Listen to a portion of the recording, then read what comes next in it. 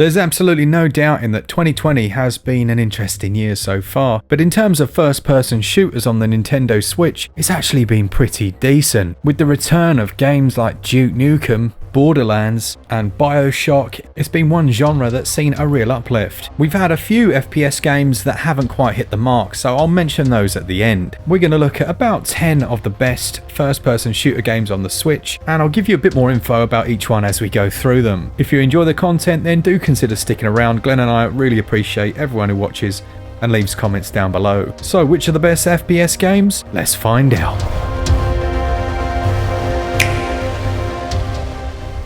First up then in the retro category has to go to Duke Nukem 3D, the 20th Anniversary World Tour Edition. Not only is this ludicrously cheap, like crazy cheap, it's a great version of the game. They've got gyroscopic controls, they have a voxel or 3D based engine switching mechanic, which is nice, but they've managed to implement online multiplayer for up to 8 people where you can do co-op through the levels with 8 of you, which is just absolute carnage, and hopefully you can find a game online. If you can't, then do join our Discord. I'll make sure the link's down in the description because there's always people on there that you can set up some games with. It was a bit of a shame that they didn't include the extra levels from the Megaton edition, but I think that was more of a licensing issue, as if I remember correctly it was Devolver that actually released that one.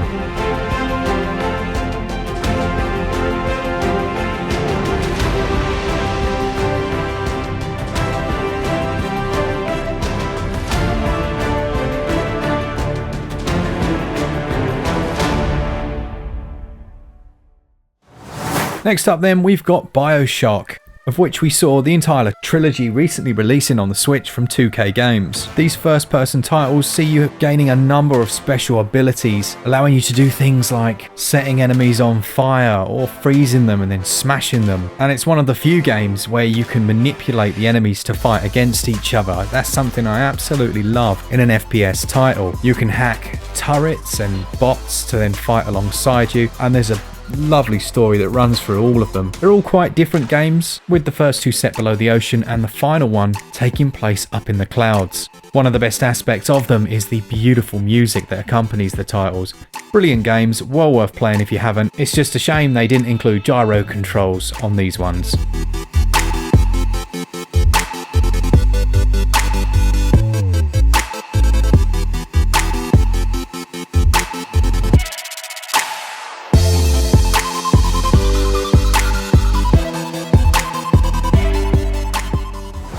I'll follow that with probably one of the best co-op first-person shooter series ever, and it has to go to Borderlands. Now we've got Borderlands 1 and 2 and the pre-sequel on the Switch, and hopefully down the line we may see the 3rd game come across. If you're not sure what these are, you play as a vault hunter, and you'll join a group of others through a load of different missions. Now you can take on missions in different orders and set off as and when you please, and as you go throughout the game there are literally millions of different weapons to find. It's one of the best aspects. Again, if you can find some friends to play with, finding that unique gun that no one else in your team's been able to get and just going on an absolute rampage. There's nothing quite like it, it's brilliant. There are vehicles in this one, so one of you can drive while the others ride shotgun or just hang out the window. And in all my years of gaming, it's probably some of my favourite game time has been spent playing this back on the PC. Thankfully, the Switch version does have full gyro controls. Oh, there is also split screen if you want to play locally. Rico is actually a surprisingly good game. It was a touch janky when it launched, but it's essentially a room clearing FPS. Well, a floor clearing, room clearing FPS, where you can breach and clear a little bit like you do in something like Rainbow Six Siege, but on a much smaller scale. And each of the floors has a touch of random generation to it. Depending on which one you arrive, there are different objectives, including the defusal of a bomb, whereby if you don't get there in time, well, I think you can you can guess what happens. But this is another local co-op experience that Glen and I thoroughly enjoyed. When you breach into a room, you can do this almost synchronized, so one of you goes out onto the west side door, one on the south, and you breach at the same time, and you're offered a few moments of slowdown where you can pick off headshots and bits and bobs. As you progress through the stages, like you'd expect with something like a roguelite, you can unlock different weapons and gear for that run. It's very good actually. I like this one a lot. I think it's a little bit underrated. It saw a few patches and got a lot better, so if you can maybe find it on a sale, it's worth picking up. If you're after more of a solo-driven story experience for your first-person shooter, then maybe go for something like Bulletstorm, the Duke of Switch edition. This again was a brilliant port from Gearbox. They've got a bit of a habit of just putting the time and effort into making things work properly and look just right. It's completely over the top, and there is a storyline here, but you can also switch out the main character and play as Duke, and some of the lines of dialogue are just completely out of place and just odd, but you know, it's fun, isn't it? And that's what it's supposed to be. The main issue on the Switch version is the lack of the multiplayer aspects that were on other systems, and that is a bit of an issue, but let's be completely honest, there aren't really that many people ever online on Switch, which is a shame.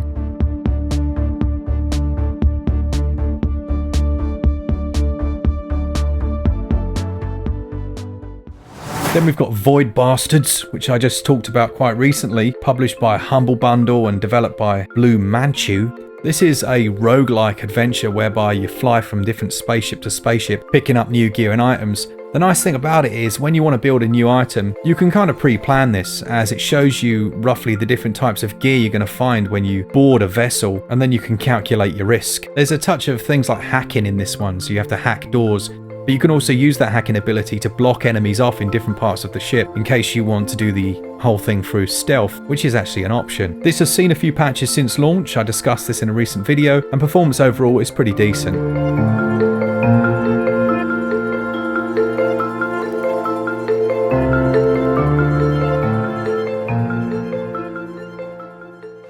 Next up for me has to be the Metro games. The two Metro titles on Switch, Last Light and 2033, make up the Metro Last Light Redux bundle. These come from Koch Media and were developed by 4A Games, but again, their port's done right. Performance is spot on, with gyro controls, HD rumble, and everything you'd expect. The visuals look brilliant and they've done a great job of bringing those across, and for me it was Last Light that was the better of the two games. There's much more of a stealth focus here, but there's also a weapon modification element to it whereby you can add silencers and things. I always love that. Anything that means I can be more stealthy. There's throwing knives here, and enemies aren't the stupidest ever. You can make a noise over in one area, run away, they'll go to that area, throw a knife in their back. Happy days.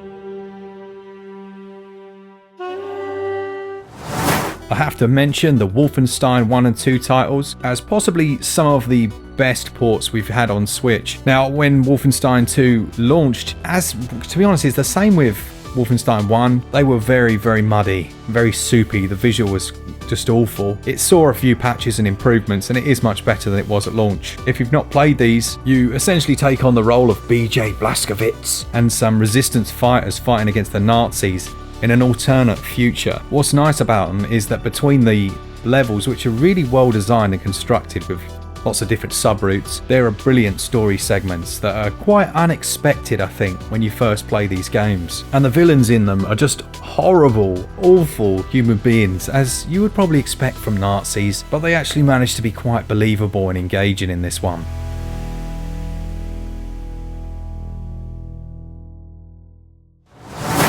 If you are slightly brassic, then I'm going to recommend a couple of freebies that you can pick up. There's Paladins, which is a brilliant Overwatch style, and I know it annoys people when this gets compared to Overwatch, but it's a little bit like Overwatch. However, there's a really heavy emphasis on team-based play. It has a quite unique style. I've not played a great deal of this one. It was Glen that actually got the review code for this, but he enjoyed it, and he did enjoy the way to actually get good at it. You had to really work as a team, and trying to go everything alone just doesn't work. There's still quite a decent online community for this one, so if you fancy checking it out, obviously it's free, go and have a bash.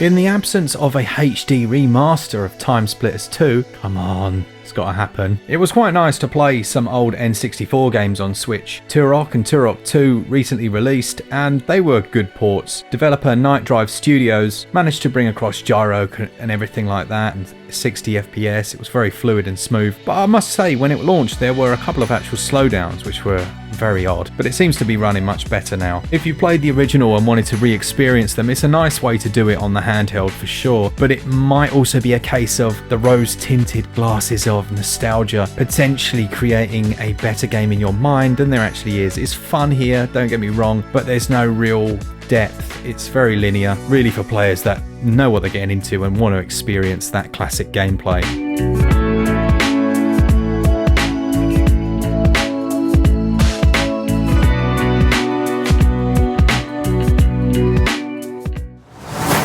We saw the port of Call of Juarez Gunslinger on the Switch, and again they'd done a great job. This was from Techland, and it wasn't a game I'd played until the Switch version, so it was nice that it ran so well. The whole thing plays out in a series of flashbacks whereby your main hero is telling, I say hero, he's more of an anti-hero, he's telling these tall tales about himself and you're living out these crazy adventures. There's a load of slowdown mechanics, precise aiming for headshots, but my favourite part, and it's always been the way with the Call of Juarez games, if any of you played the original PC ones, there was the gunfights were done so well. Now once again they've kind of reimagined it for this version, but it's those one-on-one quick draw gunfights that are my favourite element. I kind of wish the game was a touch less linear, and I did lament the fact that it doesn't have a very good cover system. It all just felt a bit clunky, but you know, it is an FPS, it's not a third-person shooter. Overall a decent game, and it's quite cheap.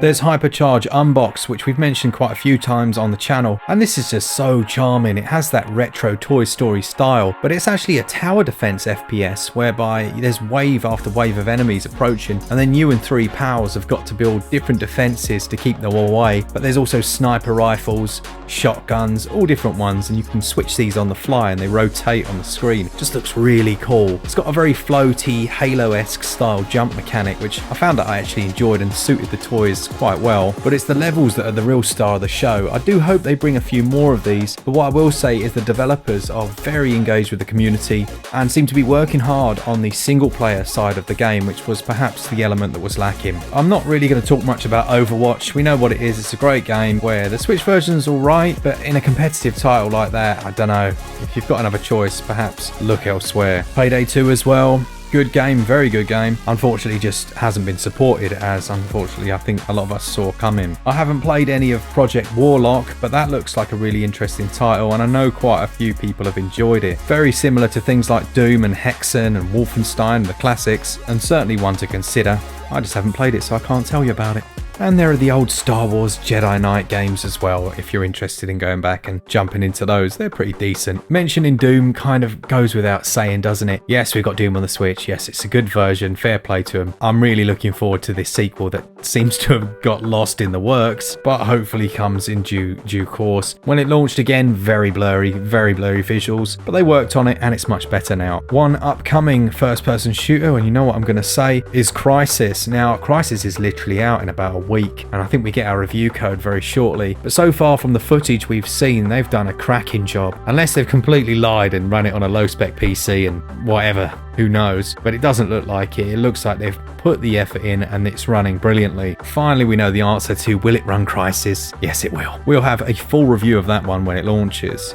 I've not mentioned The Outer Worlds for obvious reasons. The performance just doesn't really do it justice. There's also Earthfall, Alien Horde, which is a little bit like Left 4 Dead, and I enjoyed it. I just don't think it's one of the best, and I'm sure I've forgotten a load of other ones. There are actually far more on Switch than I thought there were. Hopefully I've given the attention to the best ones, but also shown you some that maybe you haven't seen or didn't know were on the Switch. Let me know the obvious ones that I've blatantly forgotten. It's gonna happen, isn't it? But I hope you've enjoyed the video nonetheless, and do subscribe if you did. Remember, if you'd like to support the channel, you can do so over on Patreon, and as always, for all things Switch, all the time, keep it Switch up. Cheers guys, see ya!